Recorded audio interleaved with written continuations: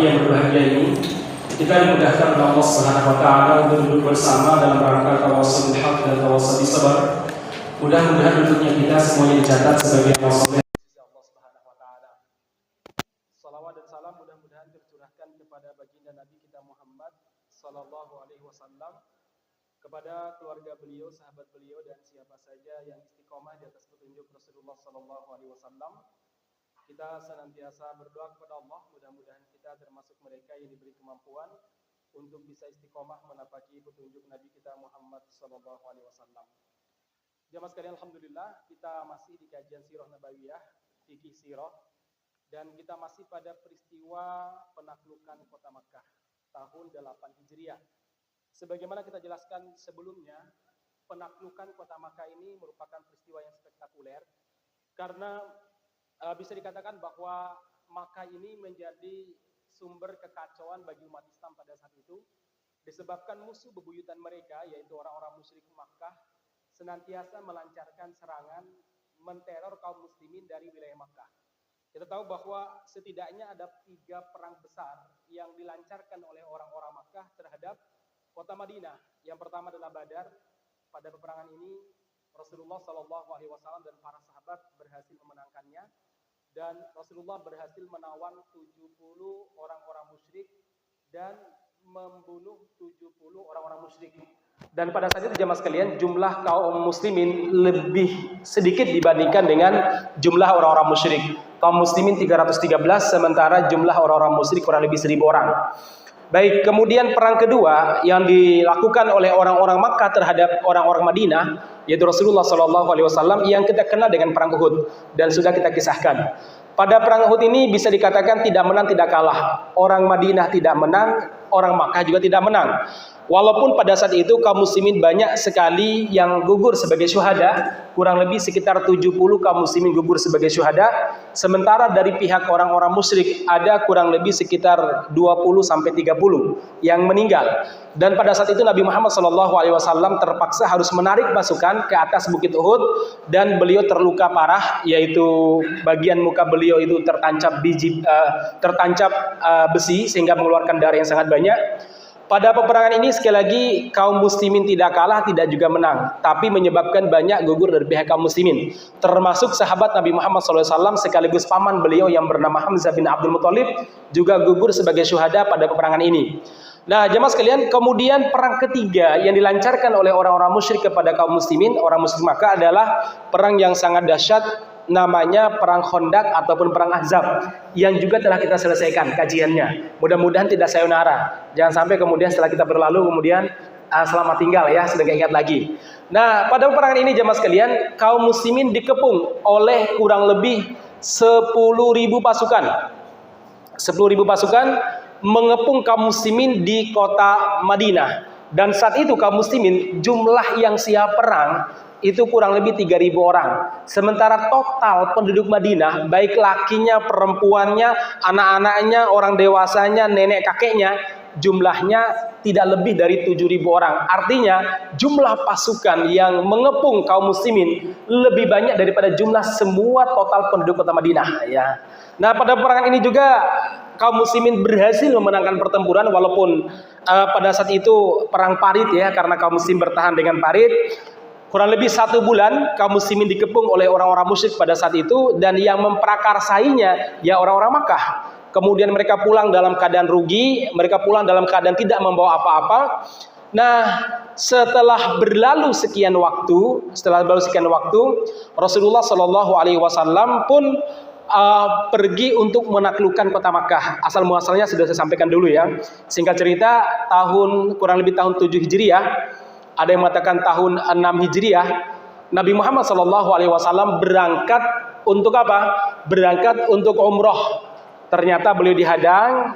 Kemudian terjadilah kesepakatan antara kaum muslimin Madinah dengan orang-orang musyrik Makkah. Di antara isi kesepakatan adalah gencatan senjata selama 10 tahun. Ini di antara isi kesepakatan tersebut. Yang kedua, siapa yang melanggar sama dengan membatalkan perjanjian tersebut, boleh untuk diperangi. Yang ketiga, di antara isi perjanjian antara Rasulullah dengan orang-orang musyrik yang dikenal dengan perjanjian Hudaybiyah itu, Isinya apa?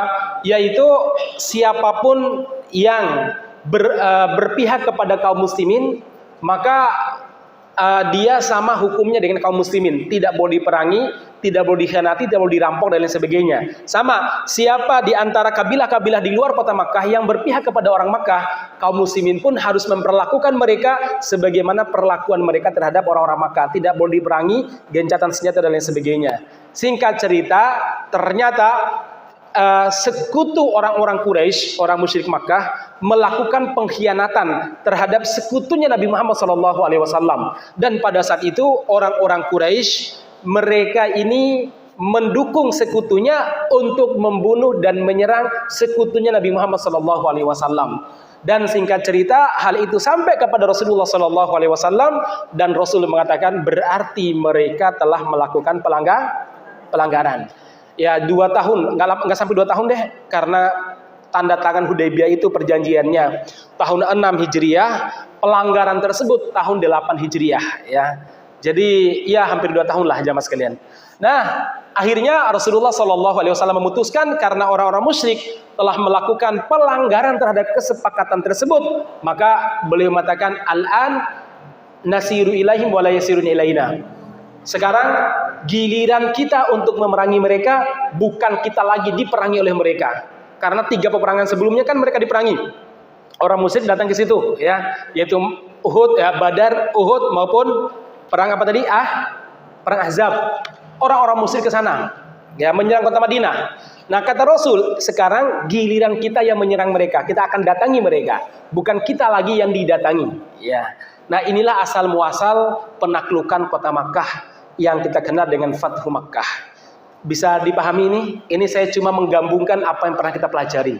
Ya, perang Badar sudah kita pelajari, perang Uhud telah kita pelajari, kemudian perang Khandaq juga ataupun Ahzab telah kita pelajari, kemudian perjanjian Hudaybiyah juga telah kita pelajari. Betul nggak? Ya, nah, jadi ini merangkai saja supaya kita bisa paham. Jadi Nabi tidak memulai menyerang, tapi merekalah yang melakukan apa? Pelanggaran. Nah, akhirnya apa? Rasulullah SAW mengumpulkan pasukan yang sangat banyak sekali.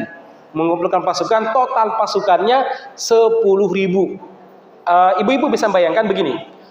Tahun 6 Hijriah saat kesepakatan Hudaybiyah itu, jumlah kaum muslimin cuma 1.400.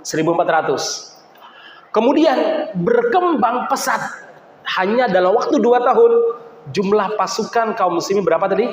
10.000. Ini perkembangan yang luar biasa. Karena setelah perjanjian Hudaybiyah, Nabi Muhammad memanfaatkan kesempatan untuk mendakwahi berbagai kabilah dan mendakwahi beberapa kepala negara yang menyebabkan puluhan kabilah masuk Islam. Demikian juga beberapa kerajaan bergabung dengan kaum muslimin. Anda bayangkan kalau satu kerajaan prajuritnya 5.000 saja, udah berapa penambahannya? Nah, ini kecerdasan Nabi Muhammad SAW yang membuat orang-orang musyrik pada saat itu mengatakan kita nggak mungkin lagi menyerang Muhammad. Muhammad beda dengan 3 tahun yang lalu. Muhammad beda dengan 4 tahun yang lalu. Dia sekarang menjadi sebuah negara yang diakui oleh negara-negara lain. Ya, akhirnya beliau membawa berapa? 10.000 pasukan. Di bulan Ramadan beliau berangkat dalam keadaan lapar dan haus. Pada akhirnya Rasulullah SAW meminta kepada para sahabat untuk berbuka puasa. Beliau mengatakan pada para sahabat, melihat para sahabat sudah tidak mampu lagi, jangankan untuk mengangkat pedang, mengangkat bola alis mata juga sangat berat ya. Seperti ibu-ibu lagi ngantuk saat pengajian itu ya. Nah, jemaah sekalian yang mudah-mudahan dirahmati Subhanahu wa taala, akhirnya apa? Rasulullah bersabda kepada para sahabat, ayuhan nas, labbaik ya Rasulullah, adakah di antara kalian yang membawa air minum? Ada ya Rasulullah. Ta'ala sini, kasihkan saya. Dikasihkan kepada Rasulullah, kemudian Rasul mengatakan, saya akan berbuka puasa, kata beliau sambil beliau buka ya. Ya kayak enggak gini lah, enggak ada gelas pada zaman dulu ya. Beliau mengatakan bismillah, lantas beliau minum. Saya minum sebentar. Tentu doanya bukan Allahumma laka sumtu wa bika amantu, enggak. Bukan juga dapatil doma wa batalatil uruk, tidak. Karena pada saat itu belum buka puasa, siang hari. Akhirnya apa kata beliau? Aftiru ayuhan nas. Wahai kaum muslimin, bukalah kalian. berbukalah puasalah kalian, makan dan minumlah, karena kita sebentar lagi akan menghadapi musuh, dan itu lebih menguatkan fisik kalian daripada kalian berpuasa. Akhirnya kaum muslim membuka bekal mereka, mereka makan di siang hari bulan Ramadan, dan demikian juga mereka minum. Namun ada di antara sahabat itu yang ngotot, ya, ogah untuk buka puasa karena merasa saya kuat. Didengar oleh Nabi, maka Nabi mengatakan mereka telah berbuat maksiat kepadaku. Akhirnya mereka disuruh untuk berbuka puasa. Baik, singkat cerita, Rasulullah SAW berhasil masuk ke kota Makkah, kemudian menaklukkan kota Makkah sebagaimana telah kita kisahkan. Ya, kemudian pada saat itu ada berbagai peristiwa yang mengiringi kejadian penaklukan kota Makkah. Di antaranya, satu, Rasulullah Shallallahu Alaihi Wasallam memberikan amnesti internasional kalau bahasa sekarang, amnesti yang luar biasa, pengampunan yang tidak didapatkan oleh orang-orang di selain perang Fatu Makkah. Apa itu pengampunannya? Rasulullah SAW mengatakan bahwa semua penduduk Makkah tidak ditawan, tidak dibunuh, dan tidak perlu membayar jizyah. Mereka tidak akan diperbudak. Padahal jemaah sekalian, dalam hukum perang pada zaman dulu, orang itu bisa dibunuh kalau melawan, kalau enggak membayar jizyah, kemudian atau membebaskan dirinya fidyah. Kemudian yang berikutnya kalau enggak mereka akan ditawan dan dijadikan budak. Tapi untuk orang-orang Makkah, Nabi tidak memperlakukan itu. Beliau mengumpulkan orang-orang Makkah, kemudian beliau bersabda di hadapan mereka, ayuhan nas, wahai manusia, mata dunnun anni fa'ilum bikum, kira-kira menurut kalian apa yang paling pantas kulakukan kepada kalian? Kalian telah mengusirku, membunuh para sahabatku, membunuh pamanku, mencelaku, mendustakanku dan lain sebagainya. Kira-kira apa yang paling pantas? Apa jawaban mereka? Ya Muhammad, anta khairuna. Anda adalah orang yang terbaik di kalangan kami, putra dari orang yang paling baik, dan engkau akan melakukan khairah, perbuatan baik kepada kami. Apa jawaban Nabi? Idhabu wa antum tulaqa la tathribal yaum. Hari ini tidak ada balas dendam, pergilah kalian pulang ke rumah kalian masing-masing, dan kalian bebas, tidak akan diperbudak, tidak ditawan, tidak ditarik jizyah, dan juga tidak dieksekusi. Ya, ini peristiwa pertama jemaah sekalian. Akhirnya apa yang terjadi? Melihat akhlak Nabi Muhammad yang luar biasa, berbondong-bondonglah orang-orang Makkah untuk masuk Islam. Wa ra'aitan nas sayadkhuluna fi dinillahi afwaja. Manusia masuk ke dalam Islam secara berbondong-bondongan. Ini peristiwa Makkah jemaah sekalian, ribuan masuk Islam dan menyatakan syahadatnya di hadapan Rasulullah Sallallahu Alaihi Wasallam. Ini peristiwa pertama. Peristiwa kedua jemaah sekalian yang mudah-mudahan dirahmati Allah Subhanahu Wa Taala, beberapa sahabat pada akhirnya mencari orang tuanya, kawannya untuk diajak masuk Islam. Mereka mencari siapa mbien koncoku mbien dia, yang biasanya teman judiku mana, teman ngumbeku mana, dicari supaya mereka masuk Islam. Nah, akhirnya Abu Bakar radhiyallahu anhu mencari orang tuanya yang sudah sepuh. Abu Bakar merupakan mertua Nabi, berarti orang tuanya Abu Bakar apanya Nabi berarti? Ya, bisa dibilang kakeknya Nabi. Karena Rasulullah menikahi putrinya Abu Bakar, yaitu siapa? Aisyah radhiyallahu anha. Jadi dibawalah kedua orang tuanya Abu Bakar yang sudah sepuh, yang sudah lemah, dibawa ke hadapan Nabi. Nabi bertanya, Abu Bakar, man, siapa mereka? Karena Nabi udah lama sekali ketemu dengan mereka. Akhirnya Abu Bakar mengatakan, ya Rasulullah, ini kedua orang tuaku dan mereka ingin masuk Islam di hadapanmu. Apa jawaban Nabi? Ya Abu Bakar, sudah tidak selayaknya engkau bawa mereka ke sini, biar kami yang mendatanginya. Orang tua didatangi. Apa jawaban Abu Bakar? La ya Rasulullah, mereka ingin mendatangi dirimu ya Rasulullah. Kalau begitu silakan bersyahadat. Masya Allah. Padahal Abu Bakar itu telah mendoakan dan meminta kepada Rasul untuk mendoakan agar kedua orang tuanya masuk Islam sejak Nabi diangkat sebagai Nabi dan Rasul. Tahun pertama kenabian.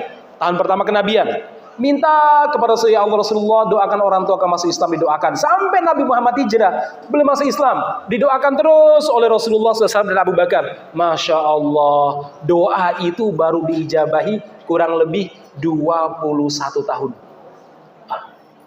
13 tahun Nabi Muhammad di Makkah, ditambah dengan tahun berapa tadi penaklukan kota Makkahnya? Tahun 8. 13 tambah 8 berarti berapa? 21. Artinya apa jamaah sekalian? Kita itu jangan tergesa-gesa untuk mendapatkan ijabah dari doa kita. Rasul saja loh, diijabahi berapa tahun? 21 tahun. Nah kita baru berdoa pekan yang lalu, sekarang katanya orang mandi doaku ya. Baru berdoa 2 pekan yang lalu ngomongnya apa? Menyerah deh. Ya ini kayaknya doanya tidak akan kena, tidak mujarab, nggak mandi doanya. Percuma kalau doa begitu. Jangan. Tetaplah berdoa. Ingat, 21 tahun ya Mas kalian. 21 tahun. Ini doa yang dipanjatkan oleh orang yang paling mulia di muka bumi ini. Yaitu siapa? Rasulullah Shallallahu Alaihi Wasallam. Baik, itu peristiwa kedua. Peristiwa ketiga jemaah sekalian yang mudah-mudahan dirahmati Allah Subhanahu Wa Taala. Rasulullah Shallallahu Alaihi Wasallam mengumumkan kepada para sahabat untuk apa? Tidak mengampuni kurang lebih 8 sampai 15 orang. Ya. Tidak mengampuni kurang lebih sekitar berapa? Ya. 8 sampai 15 orang. Nabi Muhammad sallallahu alaihi wasallam mengatakan bisa semua orang diampuni kecuali kalau di sini disebutkan 8 orang ya. Sementara di tempat lain Rasulullah SAW para sejarawan mengatakan ada kurang lebih sekitar 15 orang. Kalau di sini disebutkan ya, Rasul mengatakan begini. Kalau kau menemukan fulan, namanya banyak ya. Ada Abdul Uzza, ada Abdullah bin Asr, Ikrimah bin Abi Jahal, Naufal, Maqis, Hubar, termasuk yang membunuh Hamzah, siapa namanya? Wahsy. Ya, kemudian ada 2 bidu wanita yang suka nyanyi menjelek-jelekan Nabi Muhammad. Demikian juga termasuk, ada yang mengatakan termasuk istrinya Abu Sufyan yaitu Hindun yang dulu mengiming-imingi si Wahsy untuk membunuh Hamzah pada perang Uhud, kalau Anda masih ingat ya. Maka kurang lebih 15 orang ini kata Rasul penggal kepala mereka walaupun mereka bergelantungan di tirai Ka'bah. Karena mereka ini memang penjahat perang, telah melakukan berbagai macam kejahatan. Nah, ada yang menarik jemaah sekalian. Ikrimah bin Abi Jahal langsung melarikan diri ke negeri Syam, ke Yaman. Ya, Ikrimah bin Abi Jahal lari ke Yaman. Berapa hari beliau lari ke sana. Kemudian Wahsy yang unik ya.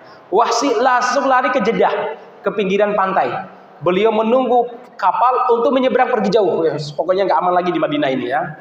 Namun yang menarik, beliau didatangi oleh istrinya dan mengatakan, wahai suamiku, ayo balik ke Makkah, nyatakan syahadat di hadapan Muhammad. Kata Rasulullah SAW, kalau kita bersyahadat, semua dosa-dosa kita akan diampuni dan semua kesalahan kita akan dimaafkan. Apa kata suaminya? Wahsy, wahai istriku, apa kamu tidak tahu kesalahan yang kuperbuat? Aku tahu. Apakah Muhammad akan memaafkanku? Beliau berjanji akan memaafkan dan Muhammad adalah orang yang menepati janji. Baiklah kalau begitu, kamu pergi duluan, aku tutup mukaku, dan kamu bertanya kepada Muhammad, kalau jawabannya sama dengan apa yang kamu sampaikan, maka aku akan bersyahadat di hadapan dia. Pergilah sang istri, kemudian ditanyakan di hadapan Nabi Muhammad, ya Rasulullah, la ilaha illallah akan menghapus semua dosa dan memaafkan semua kesalahan. Betul. Majulah Wahsy yang saat itu tertutup wajahnya dan mengatakan, asyhadu an la ilaha illallah wa asyhadu annaka Rasulullah. Rasul dengan senyum sumringah mengatakan, baik saudaraku, keislamanmu kami terima. Ayo, ya, buka wajahmu, siapakah dirimu? Ya Rasulullah, apakah Anda tidak tahu siapa saya? Tidak, bukalah wajahmu. Begitu dibuka wajahnya, merah padam muka Nabi, mengepal tangannya. Ini orang jadi DPO nomor 3, kok malah menyatakan diri masuk Islam. Lama Nabi berdiam. Diingatkan oleh Allah dengan firman-Nya, qul ya ibadiyalladzina asrafu ala anfusihim. Wahai Muhammad, sampaikan kepada Wahsy dan orang-orang seperti Wahsy, alladzina asrafu ala anfusihim, yang telah melakukan kejahatan terhadap dirinya, melampaui batas, la taqnatu min rahmatillah. Jangan pernah mereka itu menyerah atau apa istilahnya, mereka itu putus asa dari rahmat Allah Subhanahu wa taala. Innallaha yaghfiru dzunuba jami'a. Allah mengampuni semua dosa. Anda bayangkan, Nabi dengan emosi seperti itu harus mengucapkan ayat yang menyenangkan Wahsy. Ya. Akhirnya beliau membacakan ayat tersebut. Wahsy senyum sumringah dan Nabi mengatakan, Wahsy, hanya satu permintaanku setelah kamu masuk Islam. Apa ya Rasulullah? Jangan pernah mukamu tampak di hadapan saya. Kenapa ya Rasulullah? Selama saya masih hidup, kalau melihat wajahmu Wahsy, saya teringat kejahatan yang kamu lakukan kepada pamanku Hamzah, dan saya khawatir saya akan benci kamu. Maka tolong jangan tampakkan mukamu di hadapan saya. Baik ya Rasulullah. Semenjak saat itu Wahsy tidak berani menampakkan mukanya di hadapan Nabi sampai Rasulullah SAW wafat. Dari sini para ulama berkesimpulan bahwa sah-sah saja kita itu tidak mau pergi ke seseorang bukan karena kita benci sama dia, tapi khawatir luka lama ini terkorek kembali jamaah sekalian ya. Wajar misalkan ya Anda nggak mau ikut reuni, kenapa? Khawatir luka lama itu pernah kecewa sama seorang atau mungkin bertengkar sama seorang nanti bukan malah yang kebalinya mungkin ya malah nanti mungkin ada hal yang lain terjadi ya. Boleh untuk menghindari fitnah. Sebagaimana misalnya kita tahu pergi ke sebuah daerah ini saya akan kena fitnah ini, misalkan di sana ada mantanku dulu, temanku dulu misalkan, nanti ada hal yang tidak berkenan, maka Anda boleh tidak pergi ke sana. Sama kalau kita benci seorang, kalau ketemu dengan dia akan menimbulkan kebencian yang luar biasa. Kita maafkan dia tapi tidak ingin berjumpa dengan dia karena khawatir luka lama tergores kembali. Ya. Baik jemaah sekalian, ini peristiwa yang keberapa? Peristiwa yang keberapa nih? 3 atau 4? Baik. Peristiwa yang keempat, Rasulullah SAW sempat memperbolehkan nikah mut'ah, nikah kontrak. Ya, pada penaklukan kota Makkah. Cuma ada yang mengatakan itu cuma 3 hari. Ada yang mengatakan enggak, cuma sehari. Yang jelas enggak sampai sepekan. Nabi memperbolehkan nikah mut'ah. Tapi mut'ah pada zaman dulu tidak sebagaimana nikah mut'ah pada zamannya Syiah. Kalau Syiah memperlebar definisi mut'ah. Kalau yang diperbolehkan pada zaman Nabi, walaupun diperbolehkan hari ini, 3 hari berikutnya beliau haramkan. Atau pagi ini, nanti sore, atau nanti malam sudah beliau haramkan. Itu mut'ah yang cuma sebentar. Tapi tidak boleh dengan istri orang.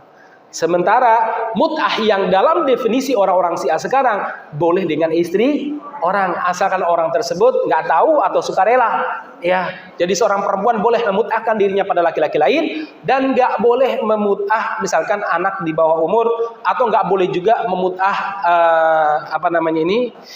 masih mahram ya, entah kakak, ibu atau saudari atau bibi, nggak boleh. Sementara dalam Syiah itu semuanya diperbolehkan. Nauzubillah min dzalik ya. Sangat-sangat menjijikkan. Orang Syiah itu memperbolehkan, mohon maaf sampai disebutkan kalau ibunya janda daripada ibunya itu zina, maka anaknya boleh memutahi ibunya. Nauzubillah min dzalik. Dan lain sebagainya. Banyak yang menyimpang dari apa yang dilakukan oleh orang Syiah. Sementara yang dilakukan oleh Rasulullah SAW tidak demikian. Diperbolehkan kepada perempuan yang belum bersuami dan bukan ada hubungan mahramnya. Diperbolehkan. Itu pun berjalan cuma sehari. Ada yang mengatakan berapa? 3 hari. Setelah itu Nabi Muhammad mengharamkan selama-lamanya. Kalau Anda bertanya, apa manfaat daripada Rasulullah SAW itu memperbolehkan? Karena begini jemaah sekalian. Satu, para sahabat tuh berbulan-bulan di situ. Ada yang mengatakan 1 bulan lebih. Sementara mereka jauh dari keluarganya, nggak membawa istri ke situ. Yang kedua, para sahabat pada saat itu jemaah sekalian tentu punya kenangan lain di situ. Ya, dulu punya teman atau mungkin punya istri yang dia tinggal dulu ya, masih cinta dan sebagainya, tentu dikhawatirkan terjadi perbuatan-perbuatan yang tidak disenangi. Kan punya kenangan manis di situ. Kemudian mereka hijrah ke Madinah. Tapi sekali lagi itu hanya berjalan kurang lebih sekitar berapa? 1 atau 3 hari. Baik, ini peristiwa yang keberapa? Peristiwa keempat. Peristiwa berikutnya jemaah sekalian yang mudah-mudahan dirahmati Allah Subhanahu wa taala adalah apa? Rasulullah sallallahu alaihi wasallam memerintahkan para sahabat untuk menghancurkan patung dimanapun mereka lihat. Di rumah dihancurkan, di jalan dihancurkan. Terutama di Ka'bah ada kurang lebih 360 patung. Dihancurkan. 360 patung. Ada juga patung paling besar namanya Hubal yang usianya sudah ratusan tahun, dihancurkan oleh Rasulullah Shallallahu Alaihi Wasallam. Ya, tidak ada satupun kalau dihancurkan kalau terbuat dari batu, batunya dipukul. Kalau terbuat dari kayu dibakar oleh Rasulullah SAW. Sebanyak 360 patung itu di dalam Ka'bah. Belum lagi di sekitar rumah penduduk. Boleh kumpulkan semua, dihancurkan. Apa pelajaran yang bisa kita ambil jamaah sekalian? Nggak boleh kita itu membuat patung, ya. Walaupun patungnya kecil, sebagai kenangan pulang dari Thailand, dapat kenangan patung Buddha misalkan ya, atau patung kuda. Anda pulang dari India, dapat kenangan patungnya siapa? Dewa siapa misal begitu ya. Nggak boleh. Mau itu bahkan patung kiai pun nggak boleh. Patung kiai pun nggak boleh. Kenapa? Haram. Rasulullah SAW mengharamkannya ketika beliau menjelang wafatnya memberikan wasiat kepada putra menantu beliau, yaitu Ali bin Abi Thalib radhiyallahu anhu. Apa kata beliau?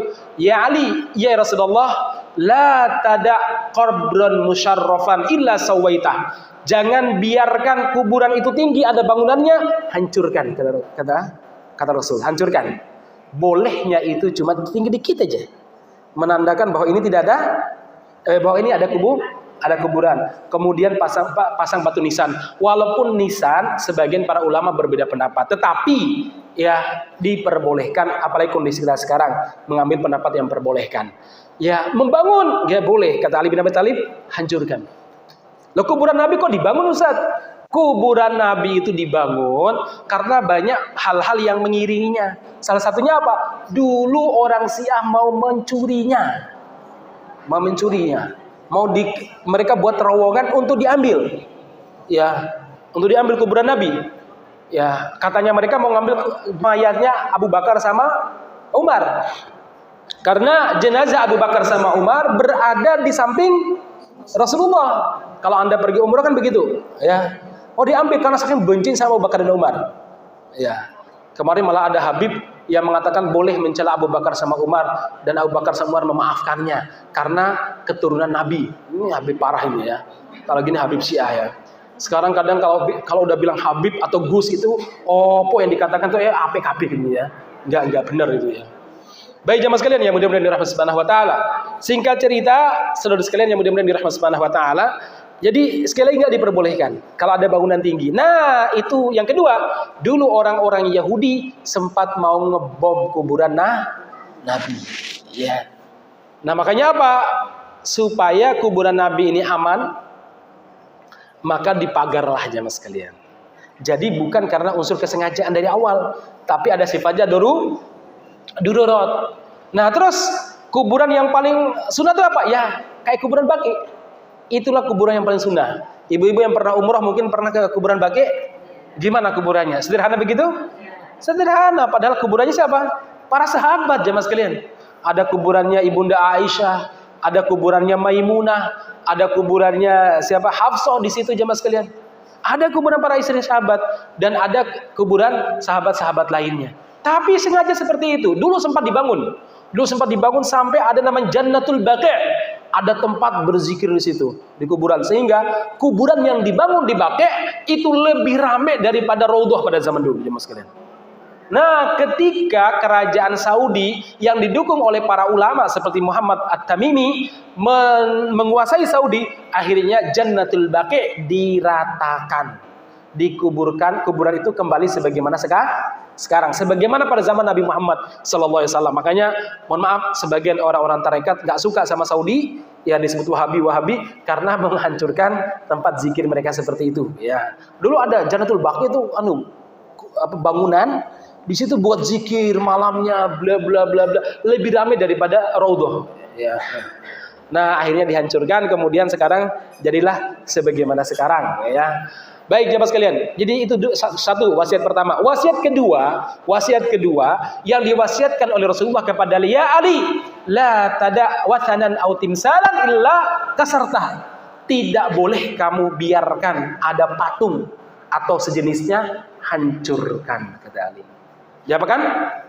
Dihancurkan, bukan malah patungisasi. Di Indonesia loh, di Solo terutama ya, patung di mana-mana. di Grogol apa namanya, di Solo Baru ada patung, malah banyak tuh ya, ada Pak Karno, ada Pandawa, kemudian di Manahan Soekarno sini patung tembak ya, masih ya. Kemudian mana lagi? Kalau ingin bangun prasasti aja, nggak perlu patung-patungan. Ya. Nah, masyarakat muslimin yang mudah-mudahan dirahmati Subhanahu wa taala, jadi dihancurkan oleh Rasulullah sallallahu alaihi wasallam. Ya, patung sangat banyak. Padahal usianya ratusan tahun. Kalau zaman sekarang usia ratusan tahun, mungkin dianggap sebagai sebuah prasasti akan mereka, budaya yang akan dijaga baik-baik, akan menjadi salah satu wisata cagar budaya atau wisata budaya lah ya. Nah, kalau Nabi tidak, dihancurkan semuanya, jamaah sekalian. Baik. Nah, itu peristiwa yang keberapa? Baik, kelima. 5 tempat. Yang benar? 5, baik. Sekarang masuk peristiwa yang ke-6, yaitu apa? Terkait tentang jin. Nah, sebagaimana tema kita ya. Yaitu apa jemaah sekalian? Rasulullah sallallahu alaihi wasallam memanggil Khalid ibn Walid. Khalid, ya Rasulullah, berangkatlah kamu untuk menghancurkan Uzza. Uzza itu sebuah patung yang diletakkan di sebuah lembah, dan patung ini dianggap di antara patung yang paling ramai selain 3 patung kan, yang paling ramai itu 4 ya. Lata, Uzza, Manat, Hubal. Ya, dan Hubal itu di samping Ka'bah, dihancurkan pada saat penaklukan Ka'bah. Kalau Manat, Lata sih. Kalau Lata itu adanya di Taif. Ibu-ibu kalau ke Taif dulu tempatnya Lata. Sekarang jadi tempat wisata ya, tempat dakwah ya. Nah, itu adalah Lata. Nah, sementara Uzza itu sesembahan kabilah Quraisy, Kinanah, Mudhar. Ya, diurus oleh berbagai kabilah. Ada kabilah Bani Syaiban, Bani Sulaim, dan lain sebagainya. Kalau Hubal itu diurus sama kabilah Bani Hashim. Bani Hashim itu masih kabilah Nabi Muhammad SAW. Jadi mereka itu masing-masing kabilah dan suku itu punya patung yang mereka banggakan ya. Misalkan di Makkah mereka membanggakan Hubal. Kalau nanti di Taif orang-orang Bani Saqif nanti membanggakan apa? Lata ya. Jadi mereka saling membanggakan. Maka kenapa dulu Nabi Muhammad SAW ketika pergi ke Taif, yang dipilih Taif, pada Taif jauh. Sekarang berapa? Kurang lebih hampir 100 kilo ya.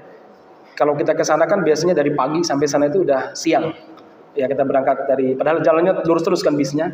Nah, karena dulu Nabi Muhammad ingin memanfaatkan sentimen keagamaan antara Saqif dengan Quraisy. Orang Quraisy yang dibanggakan adalah Hubal dan Uzza, sementara orang-orang Saqif yang mereka banggakan adalah apa? Lata. Ya, yang mereka banggakan Lata. Wah, mereka bangga, wah yang paling besar Lata, oh enggak, Hubal, mereka bangga. Nah, maunya Nabi kalau beliau meminta perlindungan kepada Bani Saqif mau karena ada sentimen dengan orang-orang Quraisy. Ternyata beliau mendapatkan perlakuan yang sangat buruk. Beliau dilempar pakai batu sampai beliau berdarah-darah. Sampai kemudian datang seorang malaikat dan mengatakan, ya Rasulullah, andaikan engkau memerintahkan aku untuk mengangkat 2 gunung ini, kutimpakan kepada orang Taif, maka orang-orang Taif tidak akan tersisa sedikit pun. Apa jawaban Nabi? Enggak. Innahum qaumun la ya'lamun. Mereka adalah orang-orang yang tidak tahu, saudara. Saya berdoa mudah-mudahan Allah mengeluarkan dari zuriyah mereka, dari keturunan mereka, orang-orang yang beribadah kepada Allah Subhanahu wa taala, yang tidak menyekutukan Allah dengan sesuatu apapun. Masya Allah akhlaknya Nabi, dan ternyata betul. Nanti lahirlah orang-orang Taif, generasi kemudian menjadi umat Nabi Muhammad SAW. Mereka lah orang yang sangat kuat bertahan ketika pada zaman Abu Bakar banyak kabilah yang murtad, Taif termasuk yang tidak murtad. Ya, subhanallah ya. Ini pikiran pemimpin masa depan ya. Mereka tidak ingin untuk memenuhi kepentingan sesaat. Baik jemaah sekalian yang mudah-mudahan dirahmati Subhanahu wa taala, berangkatlah Khalid beserta dengan beberapa pasukan untuk ke Uzza yang terletak di sebuah lembah di kota Makkah. Berangkatlah mereka jemaah sekalian Ketika Khalid bin Walid sampai di hadapan Uzza, awalnya Khalid itu rodok gemetar. Kenapa? Maklum, biyen ditakuti, Bu. Dulu Khalid pernah menuhankannya ya. Dulu Khalid pernah minta macam-macam ya. Ibarat Anda itu pernah ke sebuah daerah, ada orang mungkin dulu ya, bukan Anda lah, mungkin orang dulu ya. Itu pernah mungkin suka ke sebuah sendang ataupun mata air, minta bla bla bla, kemudian disuruh untuk menghancurkan mata air tersebut. Kira-kira gimana? Mungkin pikiran-pikiran lamanya masih ada ya. Ojo-ojo ntar aku dikualat, nanti anakku piye, nanti bojoku piye, bla bla. Mungkin berbagai macam pikiran takutnya. Tapi Khalid tidak demikian. Beliau datang, kemudian Khalid menandukkan sebuah syair untuk memberanikan dirinya. Apa kata beliau? Wahai Lata, bertahanlah dengan kuat, jangan lemah. Namun wahai Lata, kamu tidak akan mampu menghadapi kebenaran dan cahaya Islam. Wahai Lata, kamu tidak akan mampu menahan pedangnya Khalid yang akan menghancurkanmu atas perintah Rasulnya. Jamaah sekalian yang mudah-mudahan dirahmati Allah Subhanahu wa taala, maka Khalid pun langsung merobohkan patung yang sangat besar tersebut bersama pasukan, ditarik, kemudian dipukul-pukul, maksudnya dihancurkan dengan kapak dan lain sebagainya sehancur-hancurnya. Setelah itu Khalid balik ke Makkah, ke kota Makkah, lapor sama Nabi, ya Rasulullah, sudah saya hancurkan, kata Khalid dengan penuh kebanggaan. Apa kata Rasul? Apa yang kamu lihat, wahai Khalid? Enggak lihat apa-apa. Berarti kamu belum menghancurkan Uzza. Balik, kamu akan melihat sesuatu. Itulah Uzza yang sebenarnya, hancurkan dia. Akhirnya Khalid itu penasaran. Lah siapa? Wong dulu itu patung ya itu ya. Enggak ada apa-apa. Baliklah Khalid bin Walid radhiyallahu an. Kemudian Khalid bin Walid radhiyallahu an balik. Begitu beliau sampai ke tempat Lata yang dihancurkan tadi, keluarlah dari puing-puing Lata tadi seorang wanita tua, kulit hitam, tanpa pakaian, rambutnya terjuntai sampai ke bawah sehingga auratnya nggak terbuka. Rambutnya terjuntai ke bawah tanah, jadi pirang ke bawah lah, kiri kan depan belakang gitu ya. Ya nampak mukanya saja. Saya nggak bisa bayangkan kayak apa itu. Pokoknya jenengan silakan bayangkan piyambak ya, kayak apalah bentuknya ya. Nah, akhirnya Khalid tahu, oh ini yang dimaksud oleh Rasulullah SAW. Kemudian syair mengatakan, wahai Al-Uzza, kekafiranmu dan ketidaksucianmu, sungguh aku melihat Allah telah menghinamu. Lantas, jamaah sekalian yang mudah-mudahan dirahmati Allah Subhanahu Wa Taala, Khalid kemudian masuk ke tempat tersebut. Dan dia berupaya melawan, ditebaslah oleh Khalid bin Walid, kemudian mengambil harta dan lain sebagainya. Karena orang musyrik pada zaman dulu itu kadang kalau pergi beribadah tuh ngasih koin, dinar, mungkin misalkan, wahai Uzza, aku punya hajat, nitip koin 5 dinar misalkan ya. Lumayan, 5 dinar itu berarti 27 gram. 27 gram emas murni. Pinten saniki? Ya tergantung ya. Kalau tergantung emasnya emas apa dulu ya. 27.000, 27 juta. Ya, subhanallah jemaah sekalian. Ditaruh. Lah kalau setiap hari ada 5 orang aja datang ngasih uang 5 dinar. Udah berapa kayaan, ternyata oleh jin disimpan di sebuah tempat. Ya. Jadi seakan-akan itu diterima. Ya, disimpan di sebuah tempat. Kemudian oleh Khalid diambil harta-harta tadi, dibawa ke hadapan Nabi Muhammad SAW dan beliau bercerita, ya Rasulullah, saya telah melihat bla bla bla dan telah saya bunuh Rasulullah. Apa kata Rasulullah? Berarti kamu telah mengalahkan Uzza. Apa yang kamu dapatkan? Saya dapat emas macam-macam. Ya, mana? Serahkan kepada saya. Ya, karena itu adalah harta ghanimah. Baik, ma'asyiral muslimin yang mudah-mudahan dirahmati Subhanahu wa taala. Riwayat lain menyebutkan bahwa hal yang sama dilakukan oleh Rasulullah SAW kepada Manat. Yang dikirim pada saat itu ada beberapa riwayat, ada yang mengatakan Utsman bin Affan, ada yang mengatakan Abdurrahman bin Auf yang dikirim untuk menghancurkannya. Sama peristiwanya. Yang keluar adalah wanita, kemudian dibunuh karena dia adalah jin dan mengambil harta yang dia sembunyikan. Ya. Kemudian Rasulullah mengapresiasinya. Nah, pelajaran apa yang bisa kita ambil jamaah sekalian? Banyak tentunya ya. Pelajaran pertama yang paling utama adalah apa? Oh, ternyata jin itu bisa menjelma dalam bentuk manusia. Ya. Bisa menjelma dalam bentuk manusia. Kayak tadi. Dan kalau jin menjelma dalam bentuk manusia, berlaku hukum manusia. Bisa dilihat.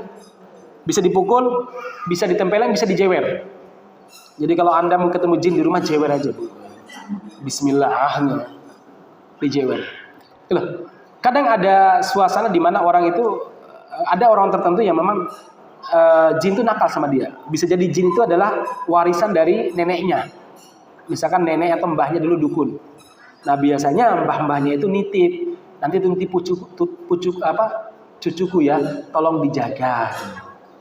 Saya pernah ketemu dengan salah seorang akhwat cerita, Ustaz, saya itu sosok melihat penampakan, bla bla, dan lain sebagainya. Kadang ada yang ngobrol bersama dengan saya. Nah ternyata diselidiki, dia ini masih keturunannya Prabu Siliwangi. Dan beliau cerita bahwa mbahnya, kakeknya itu siapa, termasuk orang pinter kalau orang dulu disebut ya. Dukun lah jangan sekalian ya. Orang pinter. Nah besar kemungkinan jin itu titipan untuk menjaga keluarganya. Saya bilang, terus ibu bagaimana? Kalau dulu sebelum saya ngaji sering banget penampakan. Kadang saya lagi kamar mandinya airnya terbuka ditutupin, kadang bantu juga kan gitu. Dan lain sebagainya. Oh terus saya itu kan saya ngaji Ustaz, alhamdulillah saya lawan terus. Pokoknya saya nggak mau, saya hanya bergantung sama Allah. Jadi saya dibuat seakan-akan bergantung sama Dia. Ya, nggak, saya hanya Allah terus ya. Ya terus masih. Ya kadang pernah tetangga saya lagi pergi, tetangga saya cerita kalau di rumah saya itu pernah ada setelan musik ini. Jadi pernah nggak ada orang. Jadi ngadakan apa ya? Mungkin kitchen party atau apalah, garden party atau apalah aja mas kalian. Tapi saya lawan terus, dan sekarang alhamdulillah nggak begitu sering. Begitu aja mas kalian. Jadi kadang orangnya soleh, dia nggak tahu apa-apa. Cuma tadi memang ada titipan dari orang nenek moyangnya, dari mbahnya.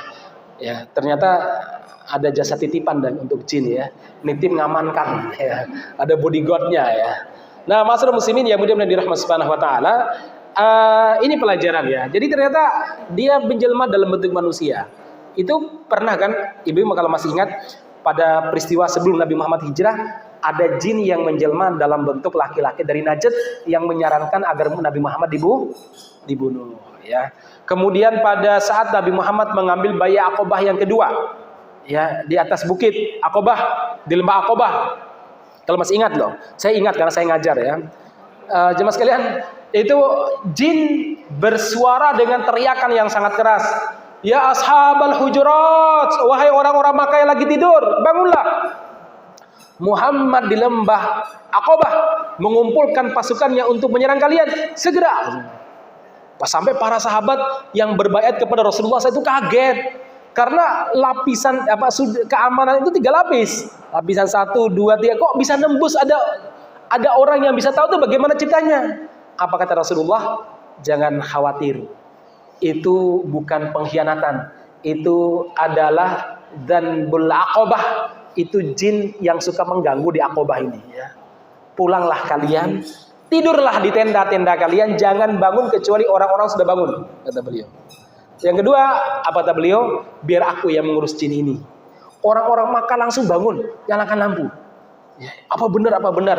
Nabi segera mengambil batu, membaca sesuatu, kemudian melemparnya, jinnya lari terbirit-birit dan terkentut-kentut. Ya. Kemudian Nabi Muhammad SAW pun pergi. Jadi kadang begitu aja mas kalian. Jin itu kadang menjelma dalam bentuk manusia dan ganggu. Ya, ini jelmaan dia. Dan dia bisa tadi diperlakukan sebagaimana manusia, dipegang, bahkan dibunuh. Bahkan bisa dibunuh. Ya terkadang dia melawan, kadang yang bisa membunuh, kadang jinnya yang membunuh. Masih ingat pada zaman dulu ada salah seorang sahabat, dia laki-laki yang sangat cemburu. Suatu waktu dia ini bepergian. Begitu dia pulang, dia lihat istrinya di luar pagar, sedang berdiri di luar pagar. Beliau cemburu. Lah iki bojoku piye cah? Sahabat dulu, kalau sekarang mah istri kemana-mana mah ya. malah keluar kota, ya malah jalan-jalan ya tanpa suami ya. Suaminya malah diizin, "Mah, Pak, aku pergi ya." "Mana?" "Ke pantai sama teman." Enggak, sekarang mungkin suaminya tingkat kecemburuannya berkurang. Pada zaman dulu istri di luar aja bermasalah ya. Dan Rasul itu orang pencemburu banget. Saat bin Abi Waqqas orang yang sangat cemburu juga. Jadi kalau ada laki-laki lihat istri aja, kamu lihat apa? Ya, nggak boleh cemburu. Ya. Nah akhirnya ada orang yang cerita, lah soalnya cemburu banget tapi iya cah. Apa kata Rasulullah? Demi Allah dan aku lebih cemburu daripada saat. Ya. Jadi kalau laki-laki cemburu itu nggak masalah. Tanda bahwa dia peduli dengan keluarganya. Bahkan jamaah sekalian yang mudah-mudahan dirahmati Subhanahu wa taala, kalau ibu-ibu nggak diizinkan sama suami, "Mas, aku mau reuni boleh nggak?" Nggak boleh.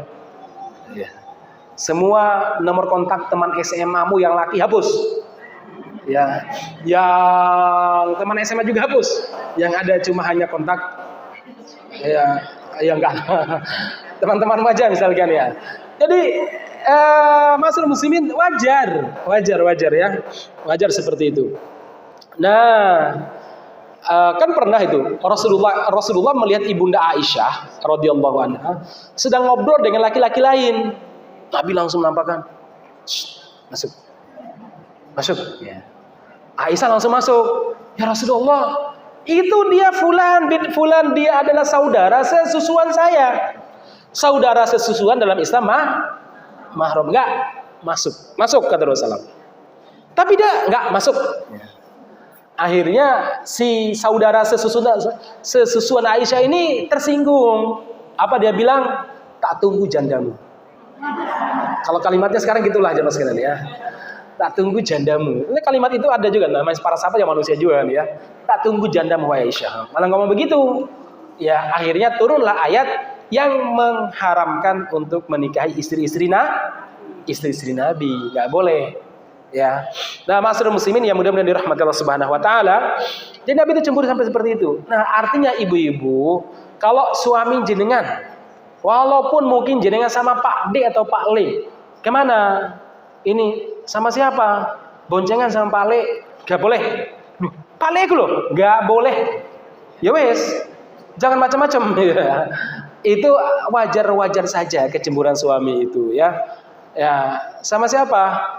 Sama ini Mas Bagus siapa? Ini loh anaknya mbakku ya. Enggak boleh gitu ya.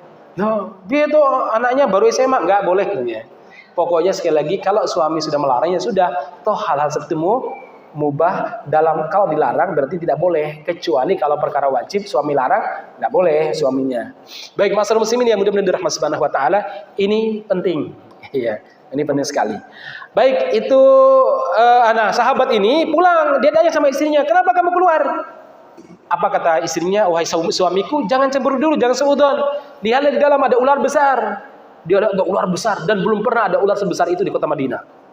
Akhirnya suami mengambil tombak dan pedangnya, dia mencoba untuk membunuh ular. Ular melawan terus sampai dua-duanya meninggal. Dan ternyata ular itu adalah jelmaan jin. Ya, maka Rasulullah pun mengatakan mendengarkan peristiwa tersebut, kalau kalian mendapatkan ular atau sejenisnya yang aneh di rumah kalian, maka jangan langsung dibunuh, ngomongkan ngomong. Kamu siapa? Andang metu. Nah, orang metu tak bunuh loh ya. Tak apalah, gitu dulu. Lah kalau seandainya ular kobra, ya lari saya ngomong. Nah betul ya. Kalau enggak panggil petugas ya. Yang jelas jemaah sekalian kita boleh seperti itu, diomongkan dulu. Termasuk misalkan ada ular aneh, pernah ada ular masuk ke rumah ya. Tak omongkan, "Ayo keluar." Kalau enggak keluar tak bunuh. Anak-anak bilang, "Abi kok ngomong sama ular sih?" Nah iya, siapa tahu jin itu nih ya. Oh enggak, tak ambil samurai langsung tebas ini. Baik masyarakat muslimin yang mudah-mudahan dirahmati Subhanahu wa taala. Jadi begitu, bisa menjelma dalam bentuk manusia dan apapun, termasuk dalam anjing. Yang sering itu adalah anjing hitam, kemudian demikian juga kalajengking atau ular hitam. Itu sering. Teman saya itu ahli ruqyah, orang Bima.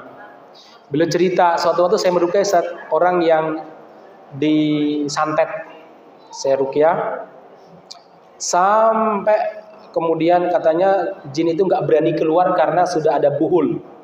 Buhulnya di mana, jinnya nggak mau memberitahu karena khawatir akan disiksa oleh jinnya lebih atas. Terus singkat cerita, malam hari jam 12 malam tiba-tiba muncul seekor anjing hitam. Entah dari mana datangnya. Itu menggaruk-garuk bagian bawah tangga. Orang sana kan sana kan rumahnya rata-rata rumah panggung. Nah, ada tangga misalnya, tanah itu. Digaruk-garuk, diusir. Telepon, "Ustaz, ini kayaknya ada sesuatu kan?" Beliau datang, digaruk-garuk, kemudian digalilah. Digali tempat tersebut ternyata ada buhul. Siapa yang nanam? Jin bisa jadi nanam. Dia nanam di mana aja, naruh di mana saja. Kadang naruh di atas pohon, kadang naruh di dasar sumur. Mungkin. Sebagaimana Rasulullah SAW itu disihir oleh Labid bin Al-Asam. Dengan rambut Nabi diambil dan sisir Nabi seingat saya diambil, kemudian disihirlah dan dia menaruh buhul-buhul sihir itu di sebuah sumur paling dalam. Ya, dia minta bantuan jin untuk menaruh paling dalam di dasar sumur. Ya. Ini karena begitu jemaah sekalian. Ada ya campur tangan jin itu seperti itu. Yaitu campur tangan jin ya kayak tadi. Ya, bagaimana membuat orang tuh nyaman dengan kesesatannya. Kayak orang-orang jahiliyah nyaman dengan menyembah Uzza. Dibuat bagaimana? Dibuat rasa takut. Kalau nggak pergi sepekan, mungkin dibuat usil di rumahnya, dilemparin atau apa. Oh, ini gara-gara nggak ke Uzza. Atau mungkin diambil barangnya, disembunyikan. Terus nanti kalau dia minta sama Uzza diberitahu ke dukun atau apa. Oh, sembunyi. Oh ya, ini gara-gara tidak patuh sama Uzza. Jadi memang mereka ini membuat kita tuh bergantung sama kesesatan. Ya. Ini diantara cara jin untuk menyesatkan manusia, kadang terjun langsung, tidak pakai perwakilan. Ya, tidak pakai perwakilan jelaskan, terjun langsung. Kadang masyarakat muslimin sampai pada tingkatan apa? Mohon maaf, kalau jin tersebut nakal, dia cinta sama perempuan, bisa juga cinta sama laki-laki. Subhanallah jemaah sekalian. Saya suatu waktu cerita di hadapan pengajian bahwa dulu ada seorang ibu-ibu cerita sama saya, termasuk istri pengusaha di Solo ini, orang kaya ya. Dia cerita, "Ustaz, saya itu hampir tiap malam ada yang mendatangi walaupun di samping suamiku." Loh, siapa? Laki-laki tapi nggak jelas wajahnya. Kunci pintunya, kunci Ustaz. Berarti jin? Iya Ustaz. Dan dia minta jatah. Jadi kadang kalau saya bangun di pagi hari udah capek banget rasanya Ustaz ini. Oh, di ruqyah saya bilang. Di ruqyah alhamdulillah konon sudah agak sembuh beliau ya. Nah, ketika saya cerita ada ibu-ibu cerita, "Lah Ustaz, itu cerita orang saya mengalami," katanya. "Ibu juga?" Saya bilang gitu nih. Iya, di sebuah kajian ya. Ibu juga iya cerita. Ternyata mereka tuh seperti itu. Nah, kenapa? Macam-macam. Boleh jadi karena memang gangguan. Jadi ada orang yang dulu mungkin senang sama kita tolak, lantas dia itu melakukan tindakan jahat. Jadi kalau ada istilah cinta ditolak dukun bertindak itu benar juga adanya. Ya. Loh, kita tuh pernah meruqyah seseorang. Laki-laki, jadi nggak orang pati tampan lah, tampan saya banget ya. Dia ini ya, jinnya bilang saya nggak mau keluar, kenapa? Saya takut bla bla. Kamu siapa yang kirim? Dukun yang ada di daerah Selo. Selo apa namanya itu? Merapi itu ya. Lah siapa? Bla bla bla bla. Oh, setelah lama kita ruqyah, ngaku kalau dia dikirim oleh seorang perempuan. Setelah teman ini sadar, dia tanya, "Kamu kenal perempuan ini?" "Kenal." "Oh, kalian tahu?" "Jin yang ngaku," dia bilang gitu. "Itu siapa?" "Dulu senang sama saya," dia bilang gitu. Lah terus karena saya mau kuliah, saya tidak mau. Dia minta kebelet banget ingin saya nikahi gitu. Terus bla bla bla. Oh gitu ya. Akhirnya kita datang kepada perempuan tersebut, datang baik-baik. "Mbak, jadi cerita begini.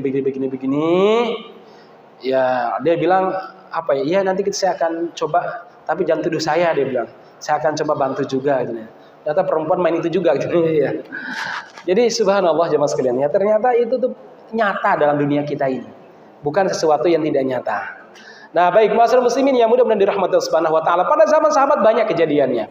Contoh, Umar bin Khattab radhiyallahu anhu pernah suatu waktu ketemu dengan seorang dukun.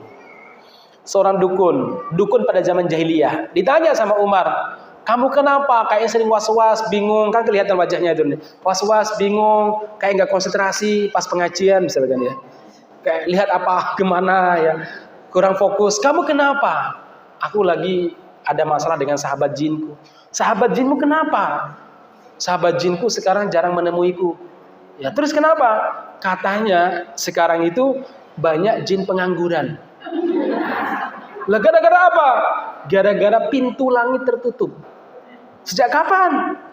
Sejak munculnya seorang nabi. Jadi sejak Nabi Muhammad lahir, pintu langit tertutup, dan saat Nabi Muhammad diangkat sebagai nabi, para malaikat sudah sering berseliweran ke bumi. Pada saat itu apa? Jin jadi pengangguran jadinya. Kan kerjaan mereka naik ke atas ya. Ketika mereka naik ke atas, dilempar pakai batu oleh para malaikat yang kita sebut dengan meteor. Jadi akhirnya banyak jin pengangguran. Ternyata jin yang nganggur itu nggak bagus juga jemaah sekalian ya.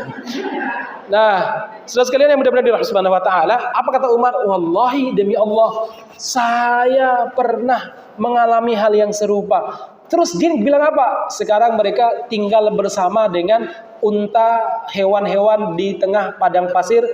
Jadi mereka sudah biasanya ke langit kemana. Sekarang mereka lebih tinggal di lembah, di pegunungan atau di kedalaman laut, ya, di tempat-tempat sepi. Makanya kalau ada orang yang suka menyepi, banyak jinnya ya. Menyepi di kamar, matikan nggak ngapa-apa, cuma hayal aja tuh jin itu ya. Baik jemaah sekalian yang mudah-mudahan dirahmati Subhanahu wa taala. Apa kata Umar? Demi Allah, saya pernah, kalau begitu pernah saya alami ketika saya tidur di tengah gembalaan domba atau gembalaan unta, saya melihat ada teriakan yang luar biasa dari dalam perut unta. Ya. Kemudian lahirlah seekor anak unta yang wajahnya sangat mengerikan. Ya. Nah, berarti jamaah sekalian yang mudah-mudahan dirahmati Subhanahu wa taala, memang ya ada beberapa, memang daerah-daerah yang disebut daerah-daerah jin itu ada yang disukai sama mereka, daerah lembah sepi, pegunungan yang sangat dalam jauh. Makanya di antara sunnah para salaf, kalau kita bepergian ibu-ibu misalkan kemah di sebuah tempat yang rodo-rodo angker, sunnahnya apa? Adzan lah. Azan buat apa? Bukan untuk sholat. Azan untuk mengusir jin. Karena disebutkan adzan itu salah satu sebab jin itu lari. Bahkan Rasul mengatakan walahu durar, jin lari terkentut-kentut. Ya. Betul. Saya itu punya bukan kakak kelas saya dulu ya. Itu kalau orang sekarang menyebutnya indigo. Jadi kalau adzan dia malah tertawa. Kenapa? Jinnya lari. Kemana? Lari kamar mandi. Lari kemana lagi? God. Lari kemana? Lari ke kuburan sana. Di pondok dulu ada dekat kuburan ya. Kuburan. Lucunya apa? Terkentut-kentut, saya dengar suara kentutnya katanya. Ternyata begitu ya mas ya. Makanya ibu-ibu kalau adzan jangan lari masuk kamar mandi. Jadi kamar mandi itu sebelum adzan. Ya. Nanti ketemu jin nanti ya. Baik ya mas kalian. Jadi sekali lagi campur tangan mereka banyak. Kadang seperti itu. Kadang mereka usil. Usilnya apa? Memerangi betul. Bawa pedang memerangi, ingin bunuh kita. Kalau kita mampu melawannya, kita mampu lawannya. Kalau tidak, dia akan membunuh kita. Ya. Itu jin ifrit itu pernah ingin membunuh Nabi. Saat Nabi Muhammad SAW itu mau Isra dan Mi'raj.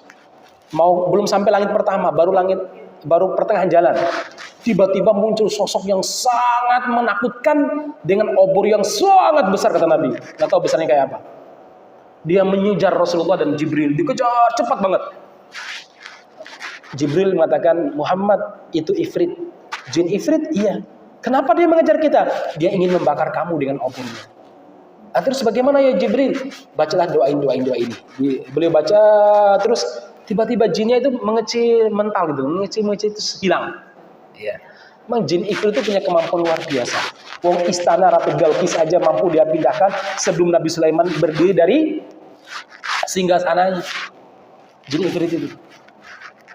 Ya, sukanya tadi mindahin, merusak hubungan ya. Jadi kalau seandainya ibu-ibu tuh di rumah sering ada barang yang hilang pindah itu mungkin ada jin ifrit. Mungkin ifrit berdasi yang makan nasi kalau itu ya. Baik, masyarakat muslimin yang mudah-mudahan dirahmati Subhanahu wa taala.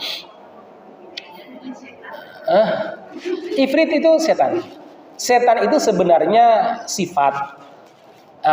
Bisa setan manusia, bisa setan jin. Jadi setan itu adalah sifat. Nah manusia ada setannya ada. Minal jinnati wan nas. Setan jin aja. Baik, jemaah sekalian yang mudah-mudahan dirahmati Subhanahu wa taala. Artinya kalau dalam kehidupan kita kok ada banyak masalah. Siapa tahu ada adab-adab Islam yang kita tidak melaziminya sehingga jin itu bisa campur tangan dalam kehidupan kita. Ada orang makan gak kenyang-kenyang terus. Saya punya kenalan dulu ya. Awake kuru tapi makannya sepiring, 2 piring, banyak banget. Iki orang apa? Ternyata orangnya nggak baca Bismillah. Tak pikir ini makannya banyak tapi awake kuru. Makanya ibu-ibu jadi kalau gemuk selamat ya. Baik. 1. Nah, masyarakat muslimin yang mudah-mudahan dirahmati Subhanahu wa taala. Apalagi campur tangan jin, mohon maaf. Jin itu terkadang, mohon maaf, dia kalau senang sama perempuan nekat. Senang sama laki-laki nekat akan mendatanginya. Itu terjadi pada zaman sahabat. Ada salah seorang anak sahabat, enggak disebutkan siapa nama sahabatnya, dia perempuan, dia lagi head. Akhirnya dia tidur di kamarnya, dia melepaskan pakaiannya, mungkin panas gitu ya.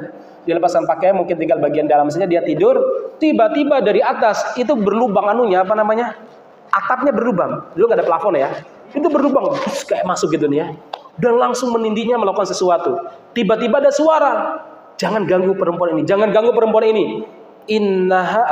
Apa kalimatnya? Pokoknya Indonesia begini. Dia putri sahabat Muhammad, orang tuanya orang soleh. Akhirnya ini nggak jadi. Dia kecewa, dipukul dan digigitnya paha perempuan bagian dalam. Terus pergi. Ya, subhanallah jemaah sekalian. Nekatnya sampai seperti itu, nekatnya. Ya. Oh ya, udah habis ya waktunya ya. Iya, silakan.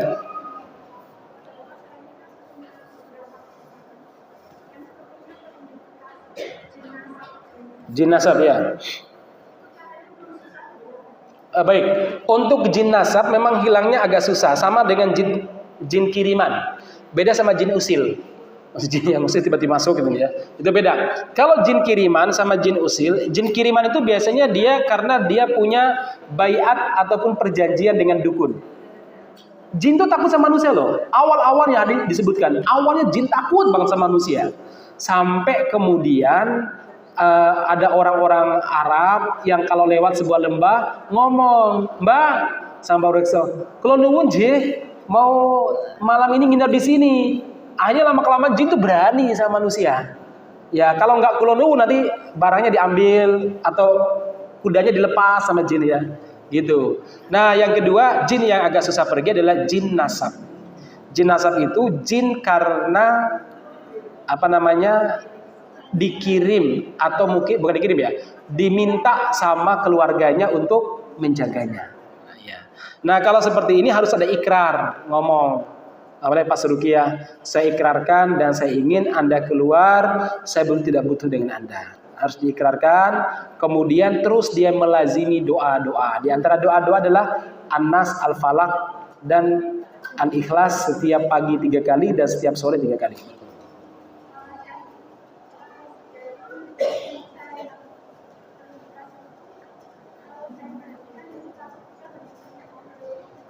Tetap apa? Cerai sama suaminya. Iya, berarti kalau seandainya seperti itu bukan lagi jin nasab, boleh jadi jinnya sudah senang sama laki atau perempuan tersebut. Biasanya akan diganggu. Contoh ya, ibu-ibu di antara ciri gangguan jin kepada perempuan, suaminya kalau pergi kangen banget, sampai di rumah berantem aja kerjaannya. Ya. Berantem aja kerjaannya. Ya, jadi lihat suami atau lihat istri itu kayak nggak senang gitu ya. Mau megang istri itu kayak lihat gedebok pisang gitu nih ya. Nggak ada hasrat sama istrinya atau nggak ada hasrat sama suaminya. Suaminya kayak tidur sama boneka misalnya ya. Nah, itu diantara memang ada sihir yang membuat atau jin yang sengaja mengganggu hubungan lawan jenis, membuat tidak berhasrat atau tidak mampu. Ya. Ada sebagian suami kalau dia lihat istrinya terangsang, tapi kalau sudah apa-apa udah nggak bisa apa-apa. Ya. Nah, ini ya mas kalian termasuk gangguan-gangguan juga. Maka kalau ada yang kemarin ada keluarga yang bilang begitu, jadi suaminya itu sudah berapa tahun nggak menyentuh istrinya, udah punya anak sih ya. Saya bilang kejadiannya sejak kapan? Sudah sekian, mungkin sekitar 2-3 tahun Ustaz. Dulunya hot sekali Ustaz, maksudnya baik sama suami istrinya belum. Sekarang lihat suami istri kayak gedebok pisang aja tuh. Dia apa-apain nggak apa-apa. Oh, saya bilang coba udah periksa di dokter. Dokter mengatakan baik. Oh, saya bilang cobalah diruqyah. Siapa tahu Dulu dia punya mantan-mantan yang senang sama dia, akhirnya dia tolak. Oh betul Ustaz, udah banyak menolak perempuan dulu katanya. Nah itu juga penting ya mas kalian. Walaupun ada hal-hal yang lain ya, tapi itu juga bagian daripada campur tangan jin di alam kehidupan manusia. Barakallahu fiik. Cukup? Baik, saya akhiri sampai di sini. Barakallahu fikum. Insyaallah pada pertemuan berikutnya kita selesai untuk perang Fatu Makkah, kita akan masuk pada Hudaybiyah selanjutnya nanti Hunain ya. Perang Hunain. Demikian dari saya, kita akhiri dengan doa kafaratul majlis. Subhanakallahumma rabbana bihamdika asyhadu an la ilaha illa anta astaghfiruka wa atubu ilaik. Assalamualaikum warahmatullahi wabarakatuh.